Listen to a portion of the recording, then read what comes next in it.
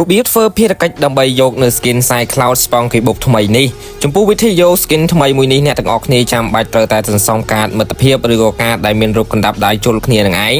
ឲ្យបានច្រើនពេលទៅដល់ថ្ងៃទី19ខែ12បានយើងអាចបដូរយកបានហើយរង្វាន់នៃការបដូរគឺមិនមែនមានតែប៉ុណ្្នឹងទេយើងអាចយកកាតនឹងបដូរនៅរបបផ្សេងៗដូចជារូប emote ស្អាតឥទ្ធិពល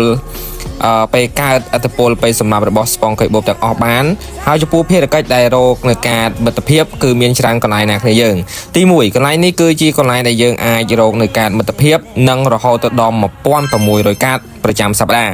ទី2កន្លែងនេះគឺជាកន្លែងដែលសំខាន់បំផុតហើយចាំបាច់ត្រូវតែលេងជារៀងរាល់ថ្ងៃដើម្បីសន្សំការឲ្យបានច្រើនហើយចំពោះការលេងគឺគ្មានអ្វីទេគ្នាយើងគឺគ្រាន់តែធ្វើជាអ្នកលេងដ៏ល្អនិងលក់ឲ្យភ្ញៀវឲ្យបានលឿនទៅនោះនឹងបានការច្រើនហើយការលក់គឺមានដូចជាលក់ burger លក់កូកាលក់ភ្លើងមាន់ដំឡូងបំពងភីសាការ៉េមអីវិញហ្នឹងគ្នាយើងទី3កន្លែងនេះគឺរត់តែសំខាន់ទៀតគ្នាយើងហើយក៏ស្រួលដែរចំពោះភារកិច្ចគឺ easy ដោយបកចែកគ្រាន់តែគ្នាយើងចូលហ្គេមជារៀងរាល់ថ្ងៃហើយកុសការផ្សងសំណាងបានការមិត្តភាព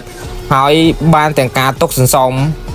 បានទាំង skin elite ចំនួន5ហើយ skin ហ្នឹងគឺយើងយកបានតែមួយទេណាគ្នាយើងហើយចំពោះកន្លែងទី4នេះគឺជាការលេងវគ្គឆាស់ខ្លះឬក៏វគ្គ3ប៉ះ3ហ្នឹងគឺបានការដែរគ្នាយើងហើយទី5នេះគឺជាកន្លែងនៃការ free ការមិត្តភាពដែលគ្នាយើងគ្រាន់តែ share ក៏បានការនឹងរហូតដល់100កាតផងដែរហើយចំពោះការយកនៅការមិត្តភាពទៅបដូររបស់ដែលអ្នកឆ្លាញ់នៅក្នុង event